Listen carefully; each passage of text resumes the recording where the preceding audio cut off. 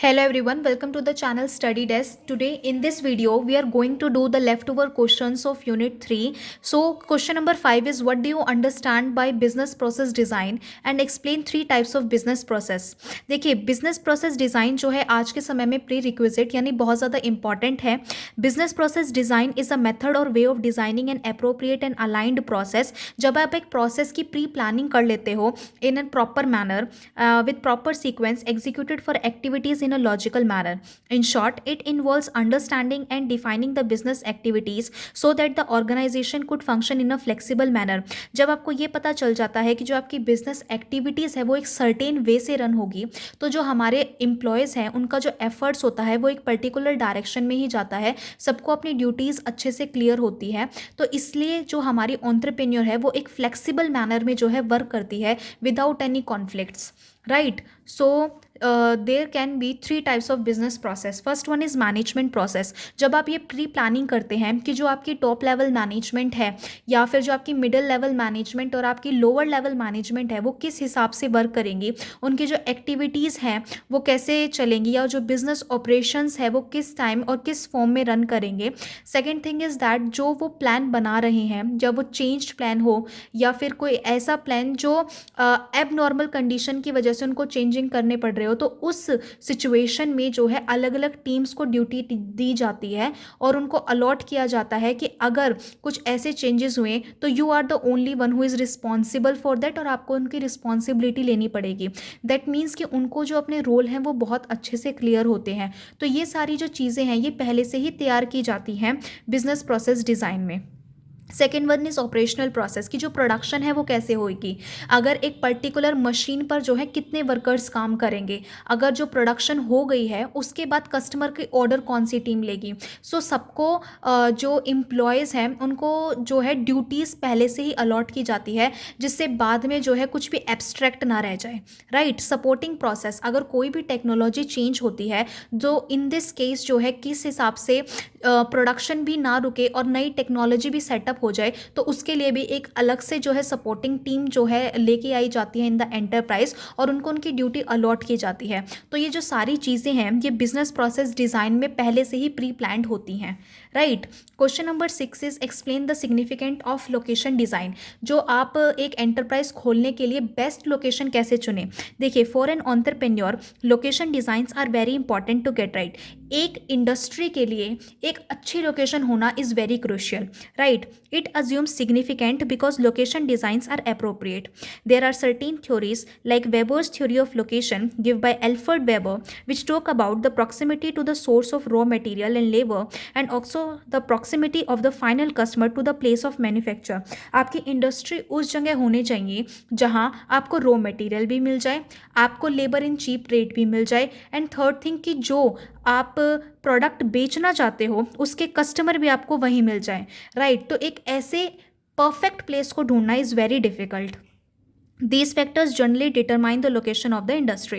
Economic criteria should be followed before the final selection of where the industry is to be set up. Economic criteria देखने पड़ेंगे. For example, अगर आप particular state में जो है अपने प्रोडक्ट को बेचते हो तो उस पर्टिकुलर स्टेट की कंडीशन कैसी है, whether they are ready for that product और not, whether they need the product और not. So it's very important to analyse the economic condition of the particular area where you want to set up your industry. For instance, places which are already economically advanced and all the necessary inputs are easily available with agglomeration in such a places, setting up an industry becomes comparatively easier than in a place where the facilities are not available and hence need to be imported. ये बोल रहे हैं कि जो आपकी industries हैं वो ऐसी जगह सेटअप हो तो ज़्यादा अच्छा है जहाँ एग्लोमरेशन का मतलब होता है combination of all the things, जहाँ पे आपको सारी चीज़ें जो हैं एक साथ ही मिल जाएँ. राइट. आपको अलग से ना कहीं से मंगवानी पड़े, क्योंकि उससे जो है कैरियज का खर्चा भी बहुत ज़्यादा आता है. राइट. उसके बाद आपके पास क्वेश्चन नंबर 7 है, what are the different types of plant layout designs. Plant layout design मतलब जो आप अपनी प्लांट डालते हो, मशीन्स वगैरह डालते हो, तो उनके ना बहुत सारे डिज़ाइंस होते हैं कि किस हिसाब से मशीन सेटअप की जाएगी और प्रोसेसिंग होएगी. तो फर्स्ट है layout design. In an industrial setup layout design depend upon the specification required for a particular type of manufacturing. जो आपका लेआउट डिज़ाइन है वो डिपेंड करेगा कि आप प्रोडक्ट की मैन्युफैक्चरिंग किस हिसाब से कर रहे हो. राइट. आपको प्रोडक्ट कौन सा बनाना है, क्योंकि हर डिफरेंट प्रोडक्ट के लिए different set of layout designs जो है होते हैं.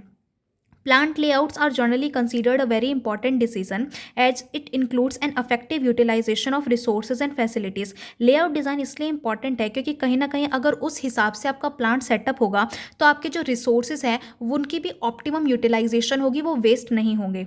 It includes an efficient and the most economical arrangement and usages thereof machinery.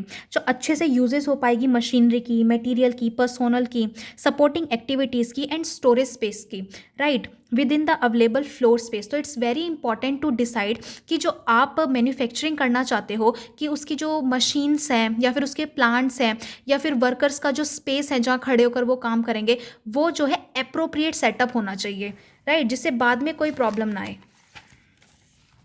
Second one is product layout. इसमें देखा जाता है कि जो आप प्रोडक्ट बना रहे हो वो किस हिसाब से बना रहे हो, right. So in this the emphasise is on the product to be manufacture, the requisite process and the machine thereof for manufacturing the product in a specific sequence such as the raw material are being fed at one end and the final finish product is manufactured at other end. अगर आप एक वे follow कर रहे हो ना product को बनाने का, तो आपको जब तक वो प्रोसेसिंग पर्टिकुलर प्रोडक्ट की चल रही है ना, तो आपको वही एक प्रोसेस फॉलो करना चाहिए, राइट, वरना वर्कर्स भी कंफ्यूज हो जाएंगे. अगर आप एक एंड से रॉ मटेरियल डाल रहे हो, नेक्स्ट एंड से फिनिश्ड गुड बनकर निकल रहा है, तो ये प्रोसीजर जो है हर एक वर्कर के लिए कॉमन होना चाहिए. ऐसा नहीं कि हर दिन आप अपने पर्टिकुलर इंडस्ट्री का सेटअप बदल रहे हो, फैक्ट्री का सेटअप बदल रहे हो, कभी मशीन इधर रख रहे हो, तो इट्स नॉट, कहीं ना कहीं ये चीज़ जो है वहाँ के लेबर के लिए जो आउटकम है जो आएंगे वो नेगेटिव हो सकते हैं फॉर द लेबर, राइट, क्योंकि वो बहुत ज़्यादा कंफ्यूज हो जाएंगे. Process layout. In this, the emphasis is on the function performed by the machine and the machine performing similar kind of functions are grouped at one place. ये बोल रहे हैं कि जो मशीन एक तरह का काम करती है उनको एक जगह रखना चाहिए, जैसे कि वेल्डिंग मशीन्स हो गए, ड्रिल्ड मशीन हो गई, असेंबली इंस्पेक्शन हो गए, राइट. कॉम्बिनेशन लेआउट का मतलब होता है आपका प्रोडक्ट लेआउट और प्रोसेस लेआउट का कॉम्बिनेशन, राइट, जहाँ आपकी मशीन्स भी जो हैं पर्टिकुलर जो एक जैसे वो एक साइड हो और प्लस आपका प्रोडक्ट लेआउट में जो आपका एक वे ऑफ प्रोडक्ट बनाने का है, जो एक प्रोसीजर आप लोग फॉलो कर रहे हो वही सेम प्रोसीजर जो है बाय द वर्कर्स जो है फॉलो हो, राइट. ये होता है कॉम्बिनेशन लेआउट, जब आप प्रोसेस लेआउट और प्रोडक्ट लेआउट दोनों को फॉलो करते हैं अपने एंटरप्राइज में. क्वेश्चन नंबर 8 है explain the preparation of project report in detail. Project report आप लोग कैसे बनाते हैं? सबसे पहले आप उसमें मैनेजमेंट इवैल्यूएशन से रिलेटेड चीज़ें डालते हैं, जैसे मेमोरेंडम ऑफ एसोसिएशन जिसमें आपके नेम्स, प्लेस, इंडस्ट्री का ये सारी चीज़ें होती हैं. आर्टिकल ऑफ एसोसिएशन जिसमें आपकी कंपनी की रेगुलेशंस लिखी होती हैं. Constitution and management of the industrial concern कि आपकी जो पर्टिकुलर इंडस्ट्री है वो किस एक्ट के अंडर जो है रजिस्टर्ड है, जैसे कंपनीज एक्ट के अंदर है या पार्टनरशिप एक्ट के अंदर है, right. Present and proposed composition of BODs, कितने बीओडीज हैं, borrowing power list of directors और terms of appointments of directors, details of time directors and their responsibility. तो सबकी अथॉरिटी, रिस्पॉन्सिबिलिटी और नंबर ऑफ एम्प्लॉयज़ या नंबर ऑफ डायरेक्टर्स वो सारी चीज़ें बतानी है. Details of chief executive and the functions of executive, तो फंक्शनल एग्जीक्यूटिव और चीफ एग्जीक्यूटिव की सारी डिटेल्स आपको देनी है. टेक्निकल फिजिबिलिटी कि आप टेक्निकली कितने सक्सेसफुल हो, आप नोवेल टेक्नोलॉजी यूज़ करते हो, आपने किस तरह की टेक्नोलॉजी को सिलेक्ट किया है, क्या आपकी टेक्नोलॉजी कॉम्पिटिंग है. जो मोनोपोलिस्टिक मार्केट में हर लोग जो हैं एडवांस टेक्नोलॉजी यूज़ करके प्रोडक्ट बनाते हैं, तो क्या आपकी टेक्नोलॉजी उस हिसाब से है. Performing data of plants based on the technology and licensed documents, जो भी आपके डॉक्यूमेंट्स विच आर इंपॉर्टेंट, क्या आपने उनकी लाइसेंसिंग करा रखी है. फॉर एग्जांपल अगर आप कोई भी प्रोडक्ट बनाते हैं and it's a unique one, तो आपको जो है उसका या तो ट्रेडमार्क लेना चाहिए या कॉपीराइट या उसका पेटेंट करा लेना चाहिए, जिससे कि आगे आने वाले समय में you don't have to face any problem, right. Location of the project कि आपने जहाँ प्रोजेक्ट सेटअप किया उसकी लोकेशन क्या है. Advantage based on the location, और उस लोकेशन जो आपके उससे आपको क्या एडवांटेज मिल रही है, भाई मार्केट पास में है या कस्टमर अच्छे हैं वहाँ पे, या रिसोर्सेज आपको बहुत इजीली मिल रहे हैं. अवेलेबिलिटी ऑफ इनपुट, वही बात जो आपको रिसोर्सेज मिल रहे हैं. इंफ्रास्ट्रक्चर एंड अदर एग्लोमरेटिव फैसिलिटी कि कलेक्टिव आपको सारी फैसिलिटीज़ वहाँ प्रोवाइड हो रही है, राइट. लेबर अवेलेबिलिटी, वहाँ पे लेबर भी आपको मिल रहे हैं in the cheap wages. Environmental clearance, और वहाँ पे जो है ऐसा नहीं कि ज़्यादा ज़्यादा पॉल्यूशन है, राइट। और प्लांट एंड मशीनरी से कि आपको लिस्ट ऑफ मशीन्स और इक्विपमेंट्स जो हैं वो भी बताने होते हैं प्रोजेक्ट रिपोर्ट में, कि आपके एंटरप्राइज में कितनी मशीन्स हैं, सप्लायर्स कितने हैं, competitive quotation, technical and commercialise evaluation of major equipment, right. तो आपको हर एक इक्विपमेंट की वर्किंग के बारे में बताना पड़ता है। Raw material utilise and manpower, raw material के बारे में कि कितना रॉ मटेरियल आता है जाता है, प्लस मैन पावर कितने लेबर काम करते हैं, कितना स्टाफ है, right. Project monitoring and implementation, mode of implementation, एक बार आपने सारा का सारा raw material plants and machinery लगा दी तो आप इम्प्लीमेंट कहाँ कर रहे हो, उसको किस जगह कर रहे हो for the production. Detail of monitoring team, भाई उसको देख कौन रहा है, संभाल कौन रहा है अलग अलग डिपार्टमेंट्स को। Detail scheduled of implementations, right. तो ये सारी चीज़ें आपको अपनी प्रोजेक्ट रिपोर्ट में दिखानी होती है। Last question is how is the appraisal of a project report done by external agency. जब आपका बिजनेस स्टार्ट होता है तो कुछ एक्सटर्नल एजेंसीज होती हैं जो आपकी प्रोजेक्ट रिपोर्ट की अप्रेजल करती हैं, एंड प्लस वो क्या क्या पैरामीटर्स हैं। The first one is the basic intention of external agencies appraising the project is to look for credit appraisal. Firstly तो वो project report देखते हैं, and then if they like it they will appraise it. Before providing a credit facility to the entrepreneur, the proposal is checked rigorously. It involves in-depth study of all the feasibility aspect like अपने finance, technique, commercial manager. तो ये देखते हैं कि आपने हर direction में जो है अच्छा काम किया है या नहीं, whether it's relate to the finance, whether it's relate to the technology that you use, commercialisation, loan taking and the manage आपने जो, या फिर एडमिनिस्ट्रेशन जो आप मैनेज कर रहे हो, या फिर डिपार्टमेंट्स मैनेज कर रहे हो, तो इन सब में आप जो है सक्सेस हुए हो या नहीं। In order to sanction an amount it is prudent for the bank and the other financial institution to access the data provided by an entrepreneur in an unbiased manner. This assessment can further be made by the financial institution by outsourcing the data gathering exercise to independent agency, because the borrower could temper or favorable place the data suit their needs. It's very important for the financial institution to know about your enterprise, whether your enterprise is profit making or not. If not, then they will not ready to give you funding at any cost. So it's very important for the enterprise to maintain their goodwill, right? Loan appraisal by the financial institution and bank require careful scrutiny of the highest level, right? Problems which are related to non-performing assets have made the scenario worse for the banking sectors. अगर आपके assets अच्छे नहीं हैं, right, तो कहीं ना कहीं इससे आपको losses होंगे, और जिससे आपको banking sectors जो है कहीं ना कहीं आपको support नहीं करेगा, and hence proper loan appraisal is a must. इसलिए अगर आपको loan चाहिए तो you have to show something कि आपके enterprise कुछ earning कर रही है.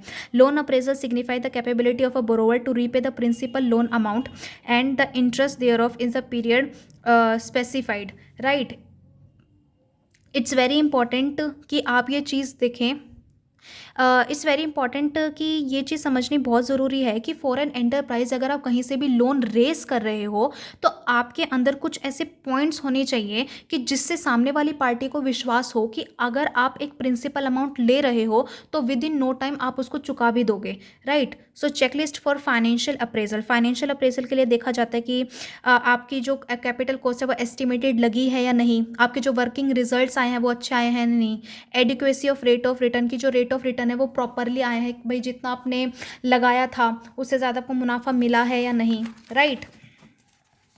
अप्रेजल फ्रॉम एक्सटर्नल एजेंसी, जो नॉन फाइनेंशियल एजेंसीज होती हैं, project appraisal done by non financial agency could require a check and balance on all the aspect. वो हर एक एस्पेक्ट को चेक करते हैं जो आपकी नॉन फाइनेंशियल एजेंसीज होती हैं, जैसे कि आपकी जो प्रोडक्शन है वो कैसी है, मार्केटिंग आपने कैसी की है, फाइनल प्रोडक्ट आप आफ्टर द लॉन्च आपका सही काम कर रहा है या फिर जो आपके कस्टमर की नीड को फुलफिल कर रहा है या नहीं। Project appraisal by non finance institution में also involve examine in a systematic manner proper that is affect and efficient utilisation of resources, not only the product but उसको प्रोडक्ट को बनाने से पहले the resources that you have used, whether you have used it efficiently और not. तो ये चीज़ भी जो एक्सटर्नल एजेंसीज आपको चेक करके बताती है, right. If these caveats are followed, a project may not need external support for running, and it is a good sign when the product work on its own in the market. एक बार आपका जो वो है business है वो एक बार अच्छे से सेटअप हो जाए तो फिर आपको एक्सटर्नल एजेंसीज़ की कोई ज़रूरत नहीं होती है, राइट? क्योंकि फिर आपका जो बिज़नेस है वो ऑलरेडी एक सेटअप हो चुका है अच्छे से, तो आप जो है खुद इतने कैपेबल हो जाते हो कि आपको पता चल जाता है कि इस पर्टिकुलर डिपार्टमेंट में यहाँ इम्प्रूवमेंट करने की ज़्यादा ज़रूरत है। उसके बाद आता है areas of project appraisal. Market appraisal मिलती है आपको, अच्छा अगर आपका प्रोजेक्ट आपका जो प्रोडक्ट है वो अच्छा है। टेक्निकल अप्रेजल, टेक्नोलॉजी से रिलेटेड, अगर आप एडवांस टेक्नोलॉजी यूज़ कर रहे हो। मैनेजरियल अप्रेजल, आपने मैनेजमेंट अच्छे से की है। उसके बाद मैनेजरियल कॉम्पिटेंसीज, जो एक कॉम्पिटिटिव मार्केट में आपका प्रोडक्ट टिका है। और इकोलॉजिकल एनालिसिस, कि आपने सोसाइटी को भी कुछ बेनिफिट प्रोवाइड किए हैं। तो यहाँ जो है हमारी यूनिट 3 कंप्लीट होती है एंटरप्रेन्योरशिप डेवलपमेंट की। See you all in next video.